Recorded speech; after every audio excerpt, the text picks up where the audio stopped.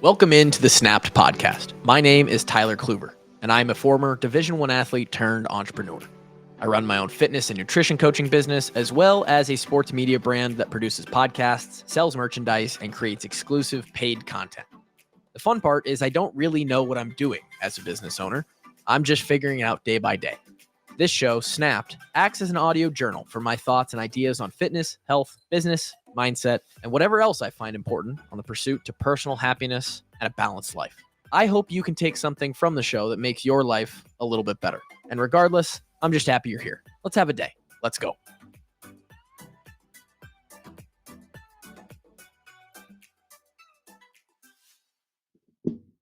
Welcome in Snap Podcast. Quick one today. And as I say that normally, I understand that then I say, oh, it's going to be a 10-minute episode, and then it's 23 minutes long. Today's actually going to be a quick one. It's one of those days where I am on the clock because of a child. And anyone who's out there who has children knows that when you're on the clock, especially this kind of clock, it's nap time. As I look down to my left on the monitor, there's a quiet sleeping baby. And so even just explaining this to you is wasting time. Y'all know what I'm talking about if you know what I'm talking about. Today we're going to talk about rowing. And rowing's fun. Kind of. Not really. We did a rowing progression. We've talked about this. The CrossFit Open, which I performed great on. Just phenomenal. Just put out a really great average performance there. Got in the way of me doing this podcast, this specific episode, about a month ago. But we roll back around on it the week of the first open workout, which would have been 4 weeks ago. I completed a 2K row, a 2,000-meter row, 4-time trial as part of the final workout in a, 3, 6, 9,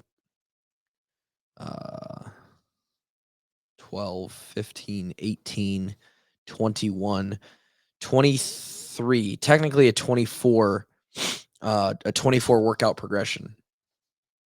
I skipped because of the density of training in that last week. I skipped the final actual training workout. Soft by me. But I used this rowing progression to, and I want to be clear that this is actually a cardio progression, the way that this was built. And I'll explain that in a second. But I use this rowing progression to sort of get around the intensity that I was not able to produce through traditional CrossFit metabolic conditioning workouts. Now, what does that mean? It's a lot of fancy words. I used rowing, which didn't aggravate my injury, my back injury, which is interesting because there's a lot of hinging. But I think we figured out that my injury is aggravated and bothered more by compression, and the rowing motion is more of a shear force. And it really, other than general rowing fatigue, it never really did aggravate the low back. And to be quite honest, the low back has felt great recently. I've got it to a point where, knock on wood, we're doing really well with that. But doing this progression was part of keeping it that way, or moving towards a spot where I could be pretty confident in my back again. Why rowing? Well, rowing is a full body workout. I could have done running, although it was the winter. I started this thing in like the first week of January. Could have been on the bike. Could have done a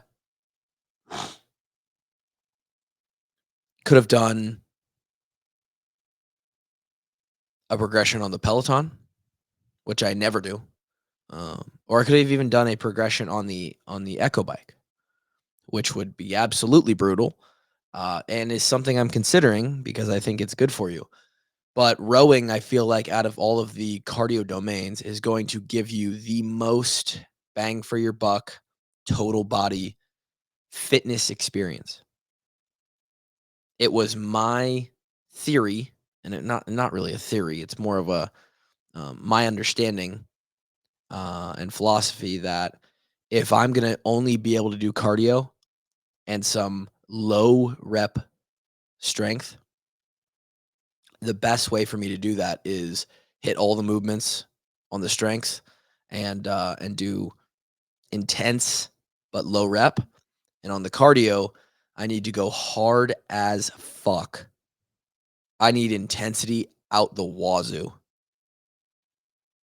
I'm talking like hurt, pain cave, mental capacity, reaching the dark place, breaking down mental barriers, finding new realms within your fitness capability and how hard you can push. Intensity drives results, right? So for anyone who's ever been on a rower longer than, well, gosh, even your average person, 30 seconds to a minute can hurt pretty damn bad. Um, but yeah, for anyone who's ever been on a rower for, let's call it a 1K or greater distance, you can derive some pretty damn good adaptation and pain on the rowing machine. Works the arms, works the legs, works the lungs. And those are three vital components of your fitness. And so, how was this structured? This was a program that I got straight off of the Concept 2 website. Concept 2 is the brand that makes the gold standard machines when it comes to rowers, ski ergs, and bike ergs. I'm pretty sure that if you go to every collegiate rowing club or team in the country, you're going to see 20, 30, 40, I don't know, 60 Concept 2 rowers. There's a lot of rowers out there on the market, but this is the gold standard. Right off of their website. Training for a 2,000-meter rowing erg test. 12-week training program, workout details, monitoring progress, understanding pacing. There was some extra sheets to this. I believe it was actually 4 sheets long. I have 2 sheets in my hand. I'm just holding the tracking sheets. It was 3 days a week with an optional 4th day each week that I do believe would have helped me a lot. I think I could have taken off maybe another second or 2 um, on my improvement. And boy, did I improve. Like, that's not to say I'm not happy with the progress, because holy shit, I am. Let's throw that out front. Day 1 of this program is a time trial, and day 24 of this program is a time trial. Or if you do the day 4 optional day, we'll talk about why it was optional. It would have been a 32 workout progression. So the last workout is obviously your retest. It's like a fucking spelling test. You pre-test and then you do the post-test. On my pre-test, I rode a 2K in 6 minutes, 56 seconds, 56.3 seconds. I also wrote down my paces for every 500 that I did throughout the course of this progression. And in that first 2K, I rode a 40.1, 140.1, 144.9, 146.7, 144.6. Coming in just 3.7 seconds, under 7 minutes, which is about an average of 144.9. What is it? Yeah, it's like an average of a 144.1. 145 gets you a 7 minute, so 144.1. Yeah. That's okay. It's all right. I tested out and I rode a 6 minute and 34.1 second 2K. You do the math on that. That is a subtraction of 22.2 seconds. And I know that may not sound like a lot, but I want you to equate this to the mile run. And actually, in running, most people are going to see a much greater drop if you were to do something like this, simply because most people aren't uh, doing that kind of fitness. I was at a very high relative intensity and fitness level before I started this thing, and I was still able to drop 22 seconds on a 6 to 7 minute time frame workout. That's a lot.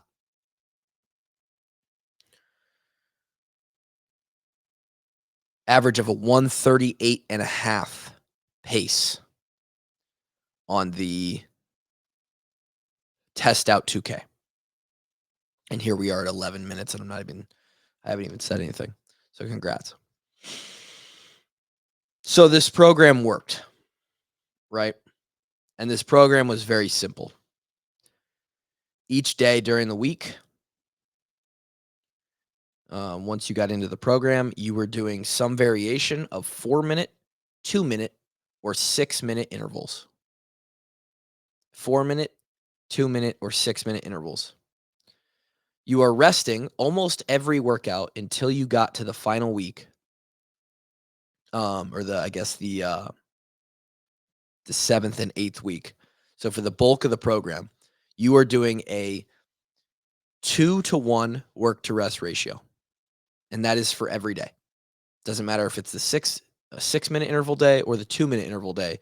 You are resting half the amount of time of your working intervals. So on that first training workout of the program, you're doing 4 by 4 minutes with 2 minutes rest between. That next workout, you're doing 6 by 2 minutes with 1 minute rest between. And then when you get to the 6-minute, the first 6-minute interval workout was 3 by 6 minutes, 3 minutes rest in between. Always resting for half of the time that you were working. And the goal is basically this.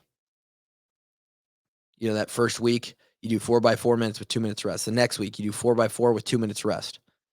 Same workout. So the variable that you're trying to change there is you're trying to go faster. Very simple instruction on the bottom of the page. That's literally it. This is the only instruction on how to go week to week. Use your recorded pace from previous workouts to plan for the next. If the workout is the same as the previous week, see if you can improve your pace. If the workout has more intervals than the previous week, see if you can maintain the same pace. So that's how we went.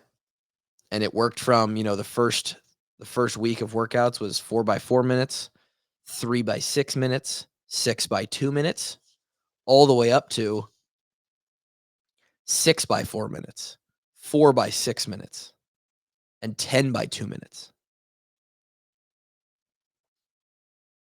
In the what I would call the taper week a little bit, it gives you a little bit more rest per interval,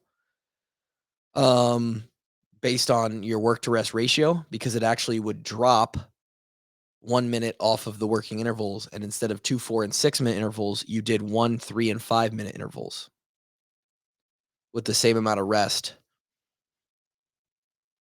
as the workouts with an extra minute added to the working spot. The fourth workout each week that was optional was what we would call the zone 2. It would be your low, steady state, kind of aerobic base building. The rest, very much so interval, anaerobic, intense, zone 4, zone 5, threshold type work. And then they were adding in at the beginning, week 1, a 5K row at a consistent pace. That's all it asks for. 5K, week 2, 5K, week 3 and 4, a 6K, week 5 and 6, an 8K, and week 7 and 8, a 10K. So, you're looking at a 5K row for someone like me. A 5K row at a consistent pace is probably going to be, again, this is like a zone 2 kind of thing. It's going to be around like a 155 pace, maybe a 2-minute pace. I know I rode several 10Ks back in the end of 2023 when I was doing some zone 2 rows. Actually, a little bit more than 10K because I was just going for 45 minutes, and my pace was about 201, 202 per 500, and that would have helped. I do believe that doing those extra, over the course of the entire program, that's 10, 22, um, 38, 58,000 meters, 58,000 more meters. You're looking at probably 3 to 4 hours worth of extra rowing, maybe upwards of 5 hours just sitting on the rower over the course of 8 weeks. And that extra aerobic base building in the modality would have given me extra reps, extra time to work on form, extra time for my body just to work on clearing lactate and clearing muscle waste, energy, workout waste during that specific exercise of rowing. I think it might have given me a second or two, and maybe if I run this back, I'll do those zone 2 rows. But with me also having to train for the open and having to be careful about total volume, I didn't see it fit to add a fourth dedicated day of rowing. Granted, it would have been low intensity. I needed to work on other stuff, and I only had so much time and energy. The first 4 weeks of this is considered cycle one. The second 4 weeks is considered cycle two, and they actually recommend that um, if you'd like to go, I read it in the beginning. It's a training for a 2K row test, 12-week program. Uh, to run this out to its full extent, which I didn't because of the open, but would have if not. You actually go through cycle two, weeks 5, 6, 7, and 8 twice. So you finish week 8, you go back to week 5, and you repeat it. Um, this is one of those things where it is a dedicated effort every single day. You're probably not doing anything else in this session if you're doing these sessions correctly.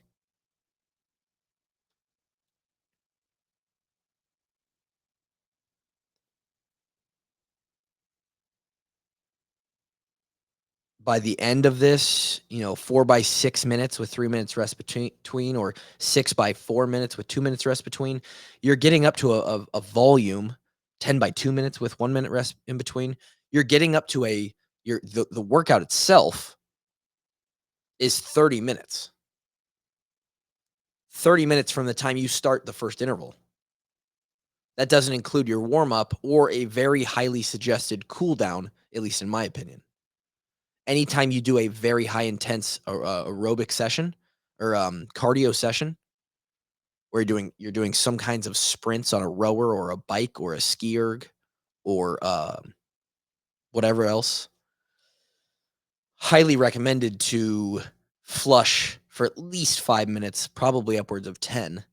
So let's say you do a 5 minute flush on the end of that 30-minute volume. That's 35 minutes. And I don't know about you guys, but even at 30 years old this year in 2024, my warm up, I need at least 10 minutes. I prefer 15. So you throw that on the front end with a little bit of stretching in there, and you're now at 50 minutes to an hour of work. Um, and this leaves you in the dust. I mean, this leaves you, if you give the effort to these intervals, and here's the fun thing, right? You have to be somewhat smart.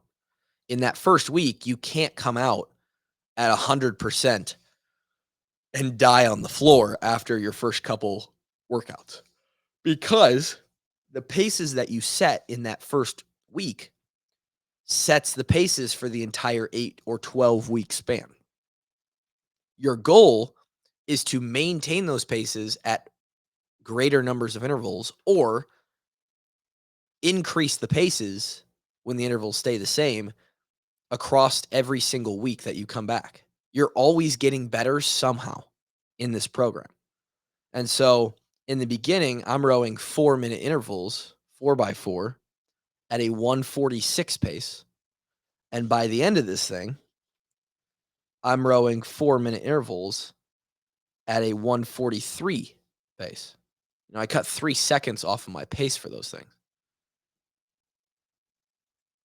Not only that, but instead of 4 by 4, it's 6 by 4.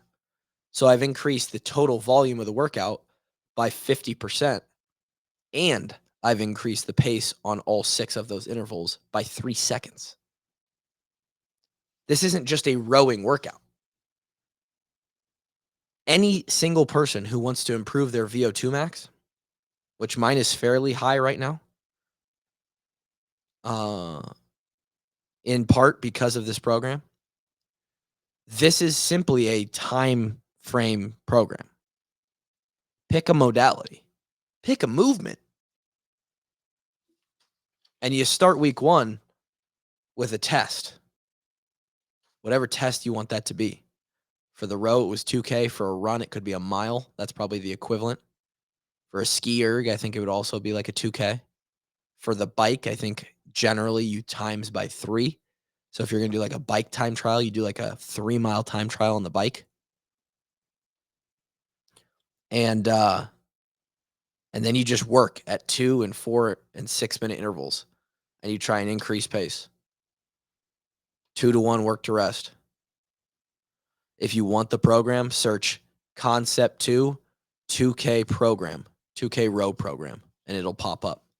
It's just on their website. They're giving it away for free. And this could literally take you to places you've never been. I'm considering just transferring it into a mile program to run a PR mile. I'm very curious. I don't know.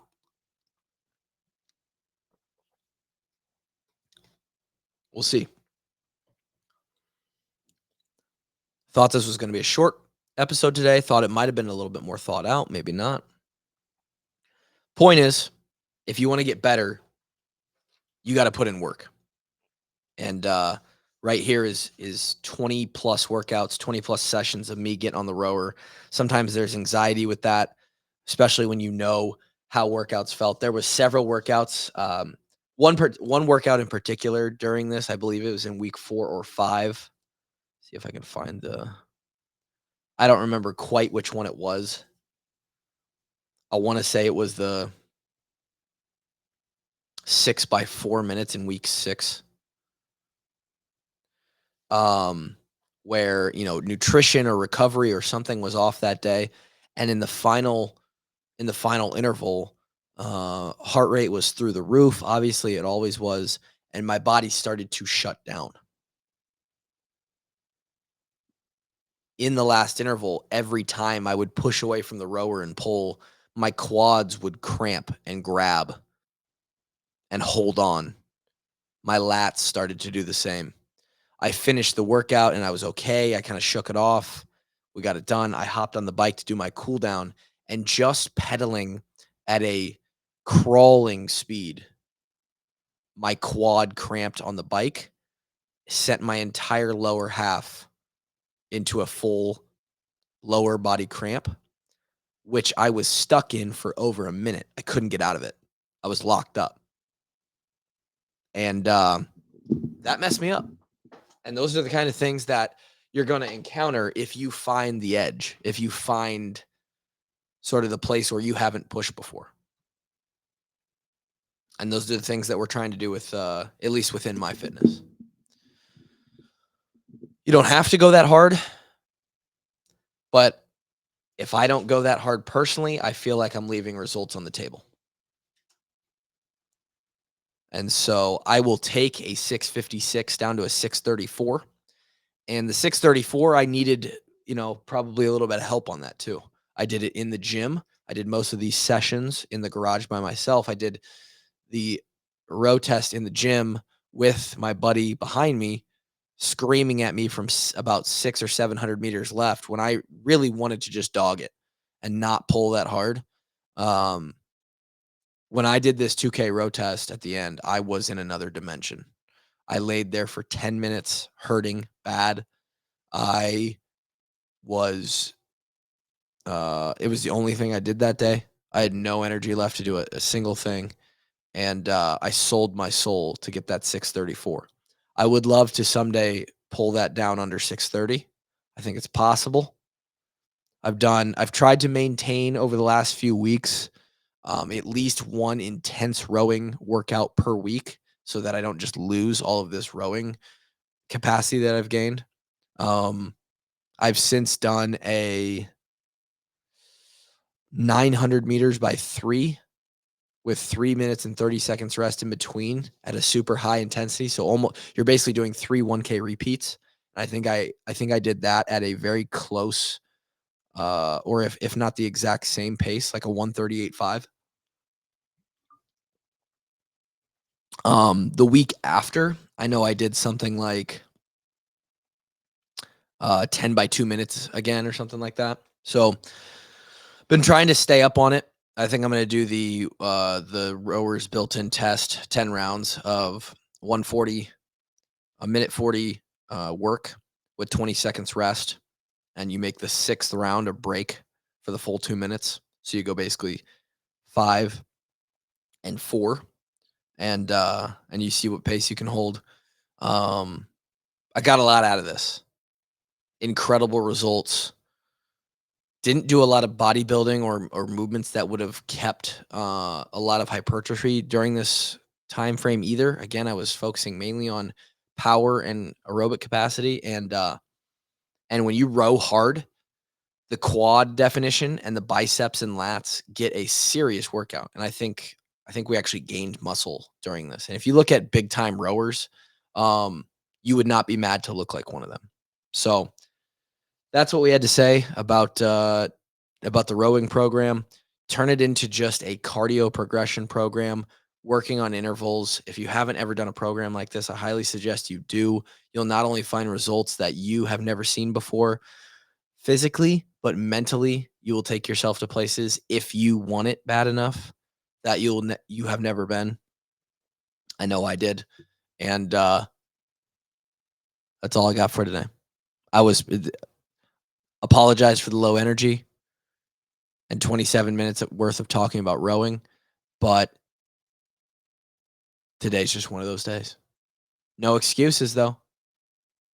Got to still get my workout in today. It's gonna happen, even though the kid's home sick, kind of sick. She was sick last night. She really was fine this morning, but um, getting the podcast in during nap 1, and I'll get the workout in during nap 2.